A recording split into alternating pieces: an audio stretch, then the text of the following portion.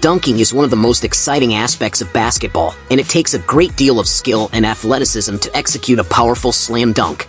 Here are the 5 greatest dunkers in NBA history. Number 5. Michael Jordan. Michael Jeffrey Jordan is widely regarded as the greatest player of all time. Michael Jordan entered the league as one of the most entertaining players. His gravity-defying moves quickly endeared him to the Chicago Bulls fans and later to the rest of the country. Michael was a showman, and fans far and wide flocked to the arenas to see him. Seeing Michael perform was special. You were sure whenever he stepped foot on an NBA court, it would be memorable. When Michael entered the league, the faces of the league were Magic Johnson and Larry Bird. Michael was the new sheriff in town and aimed to take the mantle of the NBA from the two legends. While Michael was not yet into winning championships and garnering MVPs, his claim to fame was the Slam Dunk Championship. The Slam Dunk Championship in Jordan's heyday featured the creme de la creme of the league's best players and dunkers. Imagine the likes of Michael Jordan, Julius Irving, Clyde Drexler, Dominique Wilkins, Larry Nance Sr., and Darrell Griffith in a single dunk contest. The dunk contests were stacked back in the day. Michael joined 3 dunk contests, 1985, 1987, and 1988. He lost his first foray to rival Dominique Wilkins. He beat out Jerome Kersey in 1987. He avenged his loss to Dominique Wilkins in his rookie season in 1988. Among Michael's most iconic dunks during the contest are the Kiss the Rim dunk, the 180-degree dunk, and the free throw line dunk. His game, which was once dependent on pure athleticism, is now dependent on fundamentals and technical ability. Jordan would also become a lockdown defender able to shut down the best scorers in the game. Michael would graduate from a mere showman to a legend.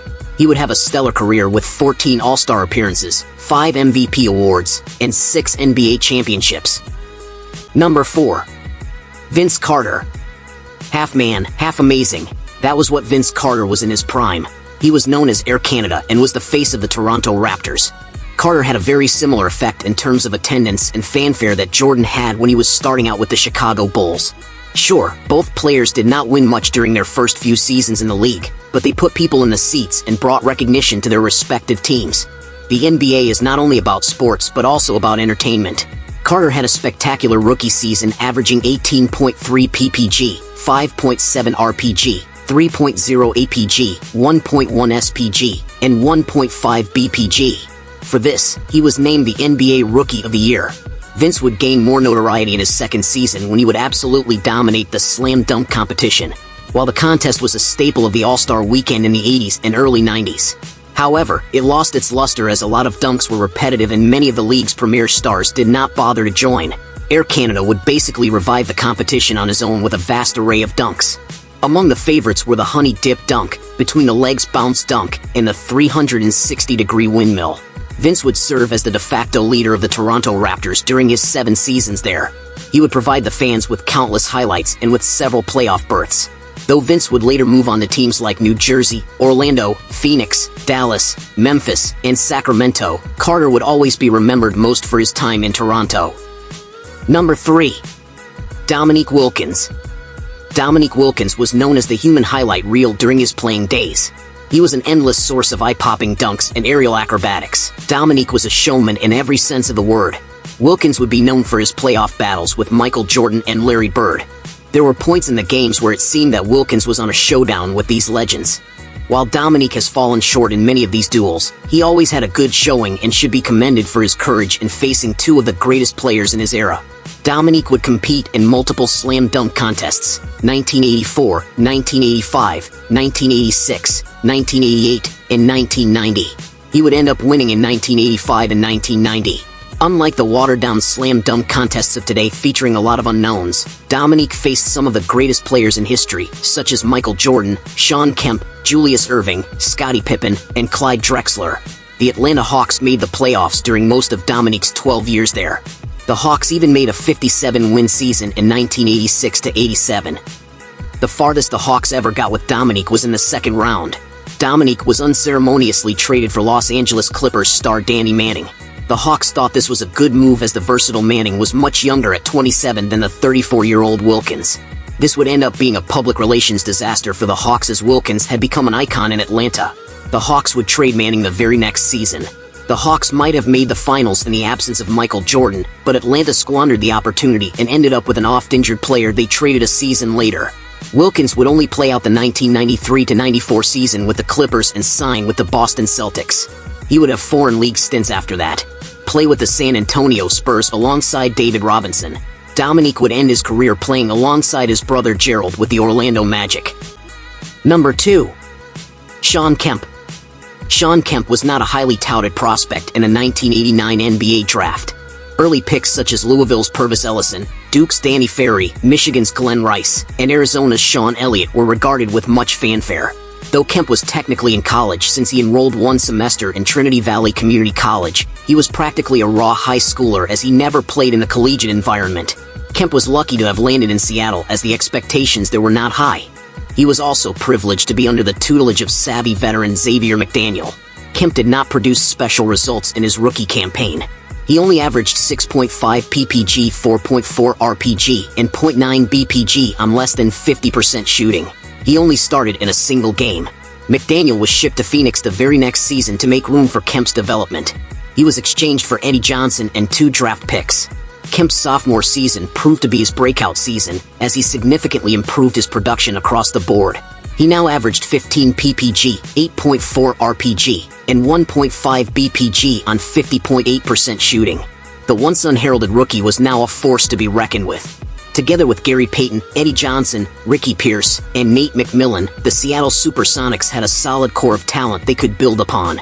The nickname Rain Man was given to Shawn by Sonics announcer Kevin Calabro. Shawn Kemp joined the slam dunk competition a total of 4 times, 1990, 1991, 1992, and 1994, and surprisingly never won the event. The closest he ever got was a runner-up finish in 1991 when he lost to D. Brown. The best dunk he pulled off was a mid-air bicycle ride that is one of the best ever in the event. Shawn Kemp and Gary Payton would go on to become one of the most exciting duos of the 90s. Though they would never win the championship together, the closest they got was in 1996 when they reached the finals. However, lost to the Bulls 4-2. The Sonics were a stacked team with Shawn Kemp, Gary Payton, Detlef Schrempf, Hersey Hawkins, Sam Perkins, and Nate McMillan. They could not just overcome Jordan, Pippen, and Rodman. After his stint in Seattle, Kemp would be traded to Cleveland and would battle weight problems. Things got worse in Portland when Shawn began to dabble in cocaine and alcohol. After 2 years with the Blazers, Kemp would end up with the Orlando Magic. Kemp was just a shell of his former self at this point. He only averaged 6.8 PPG, 5.7 RPG, and 0.4 BPG. He only shot 41.8% from the field. It appears that years of substance abuse and weight problems have taken away the luster of this once great superstar. Number 1. Julius Irving. Dr. J. Julius Irving was one of the most iconic figures in the 70s with his iconic afro hairstyle and his gravity-defying acrobatics. The Doctor helped popularize the free throw line dunk through the 1976 ABA Slam Dunk Contest. Whether it be the ABA or the NBA, Dr. J would graciously glide through the air like an eagle and go over the giants of the basketball court. The Doctor seemed to defy the laws of physics and gravity with his aerial acrobatics. While his opponents have already landed on the ground, Dr. J seems to still be hovering in the air. Julius Irving gained notoriety in a 1976 ABA All-Star Slam Dunk Contest. He was against the top talents of the league, such as Artis Gilmore, David Thompson, George Gervin, and Larry Kennan. The league was dying then as the rival National Basketball Association was providing stiff competition and basketball was not as financially viable as it is today with merchandising, sponsorship, and television deals. Despite the doom and gloom surrounding the league, the 5 players were still able to put on a show capped off by Irving's now infamous free throw line dunk. Julius was not just your average fringe dunker, he was one of the more talented players in his heyday and one of the most talented players ever. He led New York Nets to 2 titles, one in 1974 and one in 1976. Julius was essentially the face of the ABA. When the merger between the NBA and ABA happened, the Nets were in dire financial straits and were forced to sell the rights to Julius Irving to the Philadelphia 76ers. The Sixers were more than happy to scoop up the Doctor and try to build the team around him. The initial team the Sixers formed around Dr. J included notable players such as Henry Bibby, Joe Jellybean Bryant, Doug Collins, Daryl Dawkins, Worldby, Free, Caldwell Jones, and George McGinnis. This was a stacked roster of athletic players. The Julius Irving-led Sixers teams have always been seemingly loaded with talent.